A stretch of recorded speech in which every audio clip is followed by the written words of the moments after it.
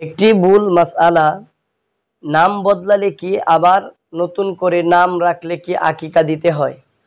সমাজে দেখা যায় অনেক মানুষেরই অসুন্দর নাম রাখে এবং অর্থবিহীন নাম রাখে বা খারাপ নাম রাখে। যখন মানুষে তাকে বলে তুমি কি করো, নতুন করে নাম রাখো।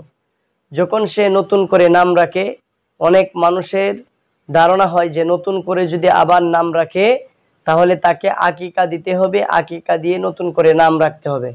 বিষয়টা এমন না যে নতুন করে নাম রাখলে আবার আকিকা দিতে হবে। প্রথমে যে আকিকা দিয়েছে প্রথম নাম রাখার সময়, ওই আকিকাই তার যথেষ্ট হয়ে যাবে, দ্বিতীয়তে তার আকিকা দিতে হবে না।